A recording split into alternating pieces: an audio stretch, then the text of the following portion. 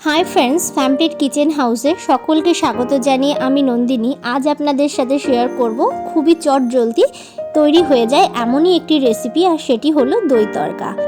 এই রেসিপিটি আপনারা রাতের ডিনারে রুটি বা পরোটার সাথেও সার্ভ করতে পারেন, আবার যে কোনো খাবারের সাথে সাইড ডিশ হিসেবেও পরিবেশন করতে পারেন। আমার এই রেসিপিটি যদি ভালো লেগে থাকে আমার চ্যানেলকে সাবস্ক্রাইব করার অনুরোধ রইল আপনাদের সকলের কাছে, আর পাশে থাকা বেল আইকনটি প্রেস করে দেবেন নতুন নতুন রেসিপির আপডেট যাতে সবার আগে আপনাদের কাছে পৌঁছে যায় সেই জন্য। অসম্ভব সুন্দর এই রেসিপিটি খুব চটজলদি কিভাবে তৈরি করে নেওয়া যায় তো চলুন দেখে নেওয়া যাক। আমি এখানে 250 গ্রাম মতো টক দই নিয়েছি। টক দইটাকে এবার বেশ ভালো করে ফেটিয়ে নেব যাতে এর মধ্যে কোনো লাম্পস না থাকে। আমি এখানে বাজারের কেনা টক দই ব্যবহার করেছি, আপনারা চাইলে বাড়ির পাতা টক দই দিয়েও এই দই তড়কা করতে পারেন। এবার আমি বেশ ভালো করে ফেটিয়ে নেব। ভালো করে ফেটিয়ে নেওয়া হয়ে গেছে। এবার আমি এই ফেটানো টক দইটাকে সাইড করে রেখে দেব, এটা আমি পরে ব্যবহার করব। আমি এখানে কড়াইতে সামান্য পরিমাণে সর্ষের তেল নিয়ে নিলাম। এখানে আপনি সর্ষের তেলই ব্যবহার করেছি। তেলটা বেশ ভালোভাবে গরম হয়ে গেলে এর মধ্যে দিয়ে দিলাম হাফ টিস্পুন জিরে, একটা শুকনো লঙ্কা, কয়েকটা কারি পাতা, দিয়ে দিচ্ছি সামান্য একটু হিং। এবার আমি ফোড়নটাকে একটু নাড়াচাড়া করে নিয়ে ভাজতে থাকবো যতক্ষণ না ফোড়নটা থেকে খুব সুন্দর গন্ধ বের হতে শুরু করে। ফোড়ন থেকে খুব সুন্দর গন্ধ বের হতে শুরু করলে আমি এখানে 8টা মাঝারি সাইজের রসুনের কোয়া কুচি করে রেখেছিলাম সেটা দিয়ে দিলাম, আর দিয়ে দিলাম হাফ ইঞ্চি মতো আদা কুচি, আর একটা মাঝারি সাইজের কুচি করে রাখা পেঁয়াজ, আর দিচ্ছি 2টো কুচি করে রাখা লঙ্কা। ঝালটা আপনারা যে যেরকম খেতে পছন্দ করেন সেই অনুসারেই দেবেন। গ্যাসের ফ্লেমটা হাইতে রেখেই আমি বেশ ভালো করে নাড়াচাড়া করে নেব যতক্ষণ না পেঁয়াজে হালকা একটু কালার চলে আসে।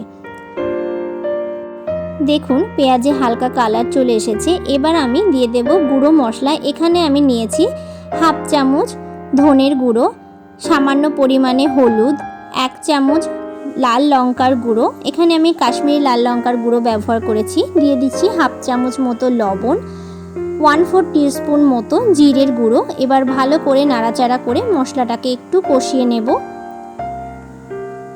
গ্যাসের ফ্লেমটাকে এই সময় একদম লোতে করে দিতে হবে, তা না হলে মশলা পুড়ে যেতে পারে।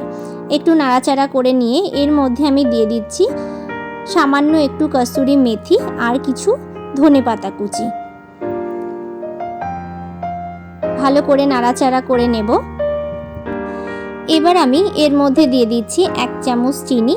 চিনিটা পুরোপুরি অপশনাল, আপনারা যদি দই তড়কা দইটা একদম টকই রাখতে চান সেক্ষেত্রে চিনিটা নাও দিতে পারেন।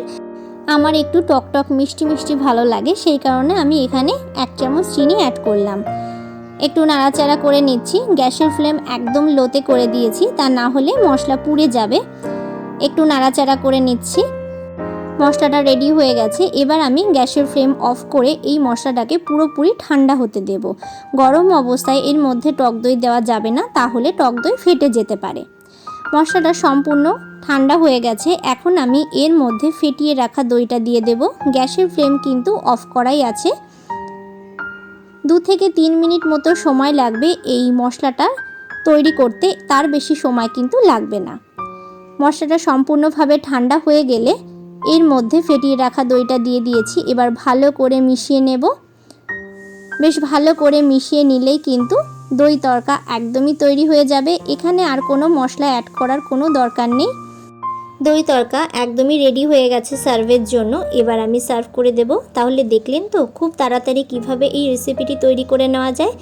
আপনারাও বাড়িতে এই রেসিপিটি ঠিক এইভাবে ট্রাই করে দেখতে পারেন। আশা করছি আপনাদেরও ভীষণ ভালো লাগবে। এই রেসিপিটি তৈরি করতে মোটামুটি 5 থেকে 7 মিনিট সময় লাগবে, তার বেশি টাইম কিন্তু লাগবে না। এই রেসিপিটি বাড়িতে ট্রাই করে অবশ্যই কমেন্ট করে জানাতে ভুলবেন না আপনাদের কেমন লাগলো। আমার এই রেসিপিটি যদি ভালো লেগে থাকে লাইক করবেন, শেয়ার করবেন। সকলে ভালো থাকুন, সুস্থ থাকুন। ভিডিওটি শেষ পর্যন্ত দেখার জন্য অসংখ্য ধন্যবাদ।